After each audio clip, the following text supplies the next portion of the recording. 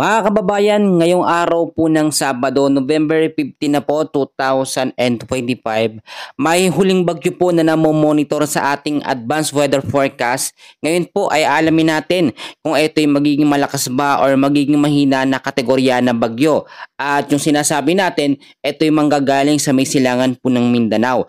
Aalamin din po natin ngayong araw po ang weather system na nakakaapekto po sa malaking bahagi ng Luzon, Visayas at Mindanao. Bago ho natin simulan, hihingi lamang po ka ng pabor na i-like nyo yung video natin. Malaking bagay na po yun at suporta po sa amin. Maraming salamat po. Tara, samahan nyo muna ako mga kaibigan, mga kababayan sa saglit na minuto sa update natin sa lagay ng ating panahon. Unang-una, ipapakita ko po sa inyo yung tinatawag natin na tropical cyclone threat potential. Bago yan, may issue na naman tayo ngayon, no? May mga kumanta na naman. At eto, tila magkakaroon na tayo ng hustisya, no? Sa bilyon-bilyon na fund sana para sa flood control natin. Ngayon po, pero wag muna tayo mastais. Kailangan ko pa rin mag-update para sa mga kababayan natin. Hello po sa mga senior natin dyan, sa mga viewers natin, no? Meron sa ibang bansa, kamusta ho kayo? So tignan natin, sa tinatawag ho natin na tropical cyclone threat potential, may 2 week ho tayo dito. Sa week 1 natin, sa pagitan ho yan ng November 14 hanggang November 20, kahapon yan nagsimula, wala ho tayong namomonitor na kahit anumang banta ng sama ng panahon or low pressure area, no, sa bagyo. Sa pagitan ng November 14 hanggang 20. Pero mananatili pa rin ang epekto ng ITCC, Intertropical Convergence Zone, localized thunderstorms at northeast monsoon dyan sa may extreme northern Luzon. Pero yung typhoon threat or tropical cyclone threat potential wala sa week 1. Ito, pagdating po ng week 2, tulad na aking sinabi, ito yung huling linggo ng Nobyembre, meron po tayo na monitor dito na sama ng panahon or low pressure area na manggagaling po sa may silangan ng Mindanao. Yung mismong area na kung saan po nagkakaroon ng sirkulasyon yung ITCC. So pag sinabi nating ITCC, ito yung salubungan ng hangin sa northern at southern hemisphere. Diyan po posibilidad na manggaling ito nga pong low pressure area sa week 2 sa pagitan po ng November 21 hanggang sa 27. Pwede ho nating i-take note yan para alam natin yung mga dapat gawing paghanda. So bakit ba natin inaalam? Malayo pa naman. Alam nyo, kailangan po natin ngayon maging ready. Alam naman natin na hindi ready ating bansa sa flood control sa mga pagbabaha. Pero maaagapan naman natin yung malalakas na bagyo kapag nauunahan na nating mag-ready o maghanda at maging alerto. So pagitan po ng November 21 hanggang 27, last week po ito ng Nobyembre, ay merong low pressure area, pero yan po ay nasa low chance na maging isang ganap po na bagyo. Pero syempre may mga pagbabago pa rin, may mga senaryo pa rin tayong kino-consider sa posibleng pagbabago po sa kilos po ng isang sinasabi natin na LPA or banta po ng bagyo. Marami nagsasabi, no, may nagbibigay na ng pangalan. Actually, nung nakaraan pa, nung kakalabas lamang ng bagyong Yuan, lumabas na agad yung pangalan ng susunod na bagyo, which is yung bagyong Berbena, no? At sinasabi nila malakas daw yun. So alamin natin yung kategorya at kung saan ito banda posible pong mabuo. So sa tinatawag po natin na ating live weather forecasting system, ipapakita ko sa inyo mabuti para din clear sa mga kababayan natin, no? Ito po yung pinakamapa natin. Kung mapapansin nyo ho, wala tayong anumang bagyo na minomonitor sa loob at sa labas ng ating Philippine Area of Responsibility. So itong nakikita nyo na yan, wala na ho yan, no? Hindi na, yan yung dating bagyong Yuan at ngayon nasa labas na ng ating Philippine Area of Responsibility. Nananatili lamang yung kanyang pinaka-image dyan, pero wala na po yan direktang epekto sa anumang bahagi ng ating bansa. Sa ngayon po, no, araw ng Sabado, November 15, ang weather system po na nakaka-apekto sa atin ay ITCC, Northeast Monsoon, meron tayong mga localized thunderstorms. Lahat po ng mga lugar alamin natin. Sa ating tinatawag po na forecast weather condition, unang-una, sa tinatawag na ITCC or Intertropical Convergence Zone, sa area po ng Visayas at dyan po sa may Mindanao, may Maropa, bahagi ho ng Bicol Region at Quezon. Kung makikita nyo, ito po, no? Itong namumung sama ng panahon na yan po yung tinatawag natin na ITCC, or Intertropical Convergence Zone sa lubungan ng hangin sa northern at southern hemisphere. So ano ba ang magiging epekto nito? So eto, makinig po kayo, pwede nating i-take note. Yung salubungan po ng hangin na yan sa Northern at Southern Hemisphere, nagkakaroon niya ng impact no, sa sirkulasyon ng hangin. Kung mapapansin nyo, meron tayong nakikitang sirkulasyon din ng hangin dito. Yan po yung nagiging impact po ng tinatawag natin na ITCC. Ang ITCC ay kayang magpaulan, kaya rin po magpabaha. So possible impact po nito ay pagbabaha sa mababang lugar at landslide po sa mga landslide prone area kung sakali po magkaroon tayo ng moderate to heavy rains anumang oras. Hindi pa rin tayo pwedeng maging kampante kasi hindi lang naman po mga bagyo or mga low pressure area ang nagpapaulan po sa ating bansa. Marami tayong mga weather system na kino-consider. So dito naman po tayo sa area ng Cordillera Administrative Region sa may Cagayan Valley, sa may Aurora. Ang weather condition naman po sa mga lugar na yan ay yung tinatawag natin na northeast monsoon no, or hanging amihan. So asahan ng maulap na kalangitan na merong mga light rains or mga mahihinang pag-uulan. So napapansin nyo naman, lalo na sa madaling araw, kahit po medyo tanghali at pahapon, kapag umihip po ang hangin medyo malamig. So magandang senyalis yan at ngayon nararamdaman na natin ang simoy po ng Pasko. Nalalapit na, ilang araw na lamang. Yan ho yung hangin na nanggagaling sa may Siberia. Pag sinabi po natin kasi na northeast monsoon, tuyot at malamig na hangin, no? Ayan na po yung pangunahing weather system ngayon na nakakaapekto lalo na po dyan sa extreme northern Luzon. So bumababa yan dito hanggang sa parte ng Visayas at sa Mindanao. Kaya nga po yung mga weather system ngayon pagka nagkakaroon ng pag-uulan, malamig, no? Dahil po yan sa northeast monsoon. So dito naman po tayo sa bandang Ilocos region. Apektado rin ang tinatawag natin na northeast monsoon. So asahan pa rin ang maulap na kalangitan at cloudy skies with light rains or mahinang pag-uulan. Sa area naman po ng Metro Manila, eto na po tayo, Metro Manila, the rest po ng Luzon, kasama ilang bahagi ng Visayas at Mindanao, patuloy din makakaranas po ng partly cloudy to cloudy skies with isolated rain showers or thunderstorms dahil po sa mga localized thunderstorms. Ang mga local thunderstorms, madalas po yan sa hapon at sa gabi nagpapaulan. Kahapon, wala naman masyadong malalakas sa pag-uulan. Merong mga light rains lang or may hina. Yun po ay dulot ng tinatawag natin ng mga localized thunderstorms. Mapapansin nyo naman, lalo na kapag medyo maalinsangan po ang hangin sa umaga, sa tanghali, yun, nagkakaroon niya ng evaporation, no? Yung moisture na galing sa lupa, yan po ay bumabagsak yung tubig o yung ulan pagdating po sa hapon at sa gabi.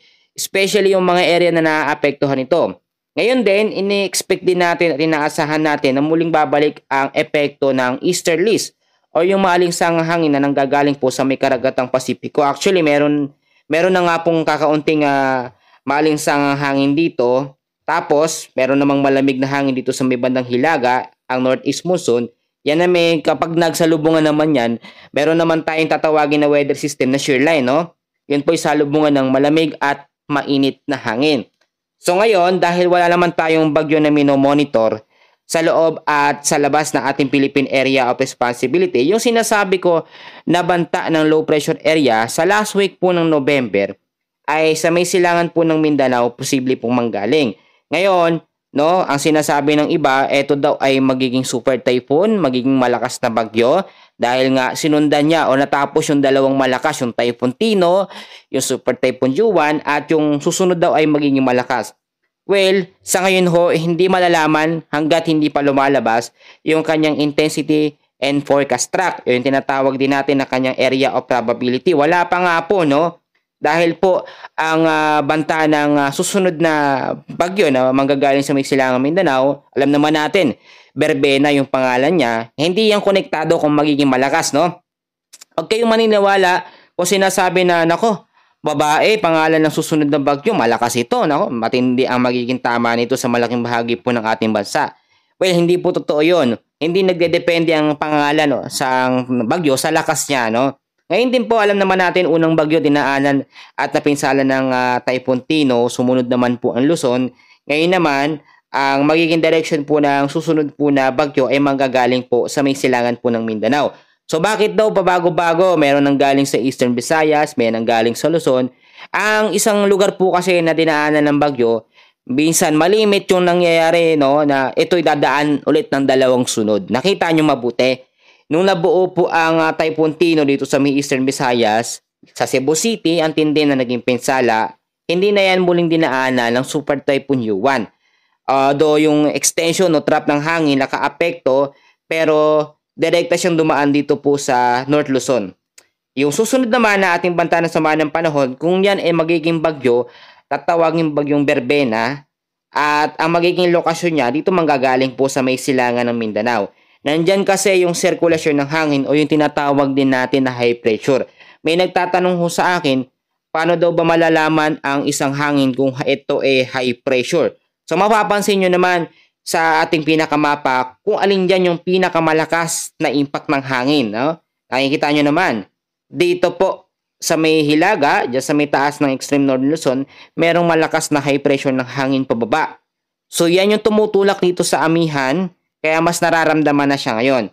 Dito naman po sa may bandang silangan po ng Mindanao, meron namang high pressure ng hangin dyan. Hindi naman ganun kalakasan. So dyan naman na-develop yung ITCC or Intertropical Convergence Zone. So etong umiikot na yan yung sirkulasyon ng hangin na yan, yung sinasabi ng iba, isa na daw yung low pressure area or banta ng panibagong bagyo. Well, hindi ho, no? Hindi ho lahat ng hangin na umiikot or nagkakaroon ng sirkulasyon, i-consider agad natin na bagyo or super typhoon or sabihin natin kahit anong sama ng panahon. Iba-iba ho kasi ang weather system na nakakaapekto po sa malaking bahagi ng ating bansa. Minsan mga kaibigan, walang bagyo pero malalakas po ang mga pag-uulan. Nilinaw ko na nung mga nakarang update ko, kapag nasa amihan season tayo, madalang na yung mga pag-uulan kapag walang bagyo. Kapag habagat season kasi walang bagyo pero todo pa rin ang pag-uulan, no? Halos ilang linggo pa rin. Alam naman natin mga kaibigan na ngayon kinakailangan natin magtulungan. Alam nyo kung bakit? Dahil nga po sa problema sa Pilipinas, marami mga kababayan natin ang napinsala dyan po sa Visayas, dyan sa Luzon, ilang bahagi ng Mindanao. Wala rin tayong maayos na flood control ngayon na sistema, nakurakot pa yung bilyong-bilyong pera sana, pondo sana sa ating mga flood control system sa malaking bahagi ng Pilipinas. So ngayon ang magagawa na lamang po natin tulad ko, yung pagbibigay po ng update at babala sa mga kababayan natin. And hopefully wag nyo pong ituring sana na pananakot yung ating update. Bagkus ito'y pagbibigay ng tamang impormasyon sa ating advanced weather forecast. So mas maganda kasi, alam nyo kasi kaibahan talaga no, pag meron po tayong sama ng panahon, sa weather system, nadedetect na yung mga susunod po na sama ng panahon na mabubuo. No? First week hanggang sa second week. Pero yung tatagal ng isang buwan, hindi yan agad-agad nadedetect. Kasi nga po, halos araw-araw nagbabago po ang sirkulasyon ng hangin, may mga pagbabago. So kinakailangan lagi po tayong nakaantabay. No? Pinakita ko kanina yung ating tropical cyclone threat potential. Sa week 1 ho natin, wala namang bagyo, no? So, clear tayo doon at medyo may enjoy natin yung magandang panahon. Sa pagitan ho yun ng November 14 hanggang sa 20. Pero pagdating naman po ng week 2 ng November 21 hanggang sa 27, yan pa last week na ng Nobyembre, meron tayong LPA na nakikita dito po manggagaling yan. Yan po banda sa may silangan ng Mindanao. Pero hindi pa ito hindi pa yung sirkulasyon ng hangin na yan. Yan po kasi epekto ng ITCC or Intertropical Convergence Zone. Ngayon naman, alam naman natin na sa pagkatalayan sa forecast ng Pag-asa, ang kanilang update o update din natin sa ating advanced weather system, 2 hanggang 3 bagyo. Nakakadalawa na tayo kung hindi po ako nagkakamali, parehas malakas. At yung sinasabi ng iba, yung panghuling bagyo ngayong Nobyembre ay magiging malakas din. Sa ngayon po, no, hindi ito magiging malakas. I-take note nyo po yan. So, paano natin nasabi? Ang isang malakas na bagyo ho, no, ay kahit sa pangalawang linggo sa advanced weather forecast, makikita na yan. Ito pong Typhoon Tino at Super Typhoon Yuan, nakita na yan sa advanced weather forecast na magiging malakas. At dyan talaga yung magiging direction niya, which is accurate at tama po talaga. At ito namang panibagong sinasabi natin na sama ng panahon na mabubuo sa last week ng November, hindi po nakikitaan na magiging malakas na bagyo. Bagos kung maging bagyo man yan, nasa tropical depression category hanggang tropical storm. Kung aabot, no? Kasi talagang nasa low chance na maging isang ganap na bagyo. At kung maging bagyo man, ilalabas na yan sa may kanlurang bahagi ng ating bansa. Yun po yung ating nakikitang senaryo dyan. So eto po, no? Meron akong mga paalala sa inyo. Ngayon po kasi kahit wala tayong bagyo na mino-monitor, Sa loob at sa labas ng ating bansa, meron tayong mga weather system na nakakaapekto. Uulitin ko ang ITCC dyan sa may silangan ng Mindanao, Intertropical Convergence Zone, at meron din tayong mga localized thunderstorms at easterlies. So tanong ng mga kababayan natin, dapat ba tayong mag-alala sa tatlong weather system na yan? Localized thunderstorms, ITCC, at etong tinatawag na northeast monsoon. Sa ngayon, maging kampante naman tayo, no? At alisin nyo muna yung pangamba.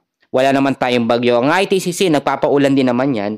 Mayroon ding mga malalakas, pero hindi yan nagkakaroon ng bugso ng malalakas na mga hangin. Uulitin ko, no? ITCC sa may Visayas area, Mindanao, sa may Maropa, Bicol region, at sa may Quezon. Ngayong araw po yan ng Sabado, at yung magiging epekto niyan, posible bandang hapon pa at medyo paggabi. So yung northeast monsoon naman or amihan ay makakaapekto at nakakaapekto naman sa area po ng Cordillera Administrative Region, kasama po ang Cagayan Valley at sa may Aurora. Kasama rin dyan ang bahagi po ng Ilocos Region. So sa malaking bahagi po ng Metro Manila at ilang bahagi ng Luzon, Visayas at Mindanao, mga localized thunderstorms naman. So dapat po clear sa atin dyan. Ngayon, unang-una, kinakailangan pa rin natin maging updated po sa lagay ng ating panahon. Hindi porkit walang bagyo, wala lang tayong gagawin, no? Actually, ngayon, yung iba, nag-aabang po ng update natin. Salamat po sa mga naghihintay at pasensya na kung minsan hindi tayo nakakagawa ng update. Salamat po sa paghihintay ninyo. So, kailangan pa rin natin maging updated. At ugaliin nyo po, madaling araw talaga yung update natin. Kasi yung mga kababayan natin na iba, pumapasok pa sa trabaho, yung iba pumapalaot. Wala din po tayong gale warning, no? Sa malaking bagay ng Luzon at Visayas at Mindanao, wala po tayong gale warning. So, ngayon po okay pumalaot. Maganda ang panahon, pero ugaliin magbaon ng tubig, no? Dahil mamaya sa sobrang init, ma-dehydrate po tayo. Yung pangalawang paalala ko, yung mga napinsala po ng mga nakaraang bagyo, Super Typhoon Yuan, dyan po sa Eastern Visayas, dyan po sa may malaking bahagi ng Luzon. Ngayon po alam natin, wala silang mga kagamitan sa bahay. Sa Camarines Sur, sa Catanduanes, yung mga lugar ho na yan na tinamaan na malalakas na bagyo, kung pwede ho nating matulungan, lalo na kung kakilala nyo naman, taga dyan din po kayo sa lugar. Kung nakakaluwag-luwag natin, pwede natin bigyan ng mga light materials, panggamit man lang pang salba. Pero yung mga light materials, hindi ko po marirecommend dyan.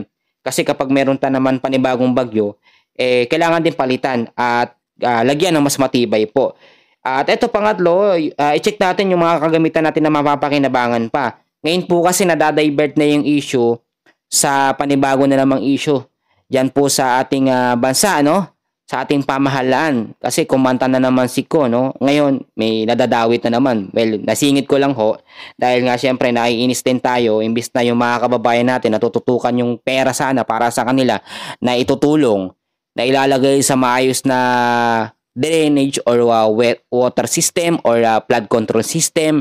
Lahat po yan, nasa bulsa lang nila.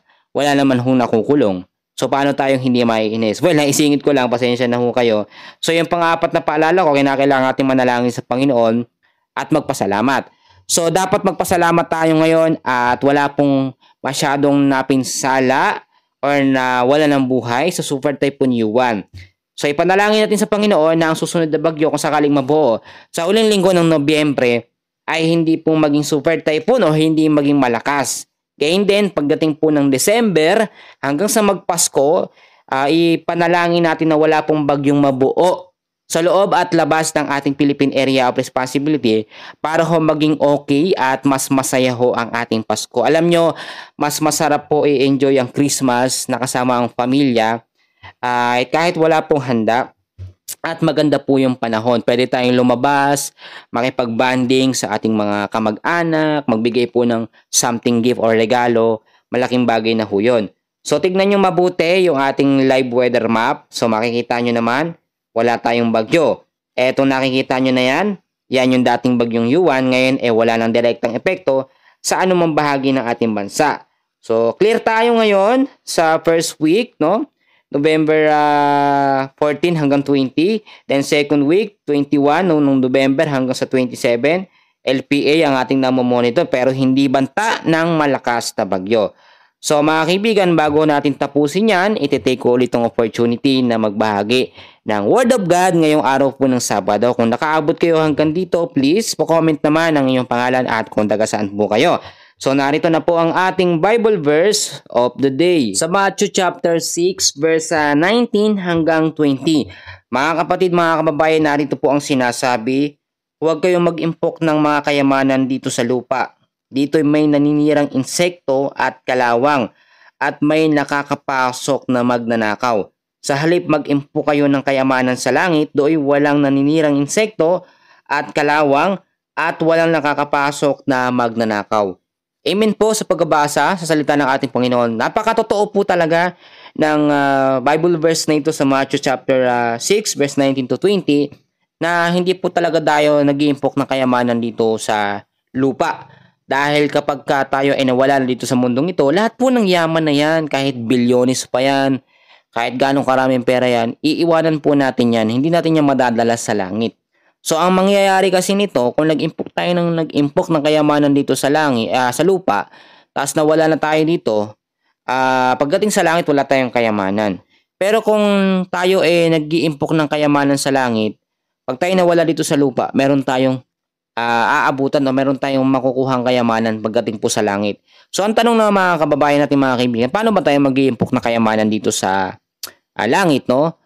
Sa lupa, syempre, alam naman natin, no, yung pagiging mayaman is lahat ng mga kayamanan gusto nating asamin.